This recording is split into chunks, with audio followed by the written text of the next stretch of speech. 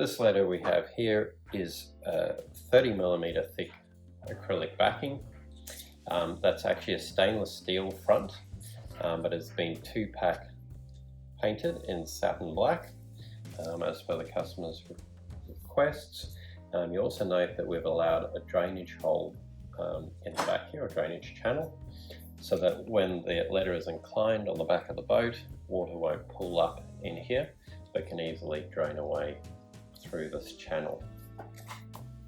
So this particular one is a 3mm stainless front with a 20mm acrylic backlit edge. It's completely sealed from the back, and the LEDs are then encased inside and also completely sealed as well, so it has a complete IP68 rating. Some of the thought and detail that goes into this, as you can see, we've polished the edges here, make sure that all the machining marks are completely gone, and we can vary the length of the wires allowed, but generally make sure that there's enough so that the wires will meet in the middle of the letters. Here you can see what a cut looks like before it's polished. So this is a laser cut. It's quite rough and not really suitable to the CPO clientele that we supply specialized signage to. Even a better cut with a better setup laser or hydro cutting provides a much nicer cut, however still not 100% suitable. So here is a letter that we've polished the edges on. So we're going to mirror finish on the edge. That's just a standard stainless steel 3mm thick non-backlit letter with BHB 3M double-sided tape on the back for mounting, which is also supplied with a template to make for easy mounting.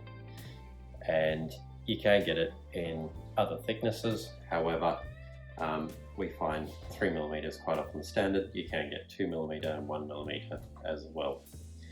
Bear in mind that for these letters they will not work on a curved transom of your boat. They're only suitable for flat applications.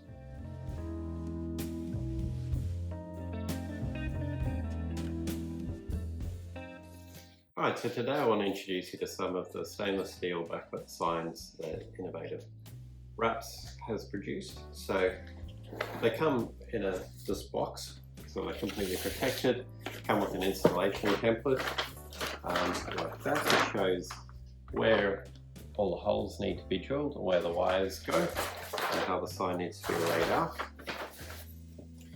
The sign's all carefully packed in foam and comes along with insulation hardware. So these are studs that go on the back of the sign. In this case, M4 studs, they go on the back. These can be M6 or M4 depending on the weight and size of the letters. They then screw into the back of the letter like so, and they line up with those holes on the template, which are then drilled, and that provides fixing onto the boat.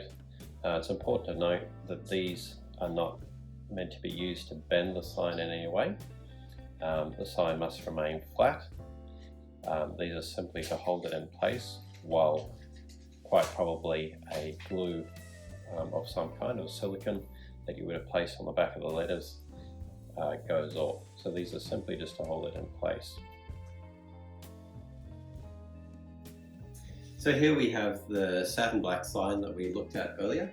Going to do a quick bench test of it. So this one natively is 24 volt DC LEDs. You can get 12 volt DC LEDs, 24 volts, or we can supply a 240 volt drop down power supply as well, but generally LEDs will always be 24 volt with our standard supply.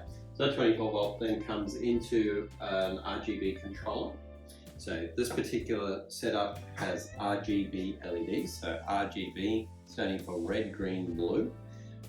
So there's 3 LEDs in there, so you can get a whole spectrum of colors, including white. So when the red, green and blue are all turned on together, that then creates a white. So let's have a look. So we turn that on with the remote controller. There we have pretty much a white setup.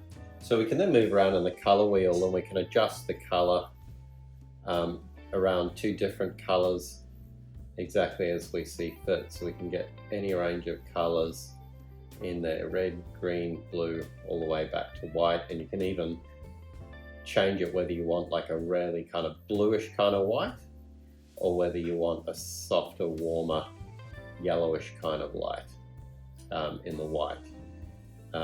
Then from there you can also change it to different programs as well.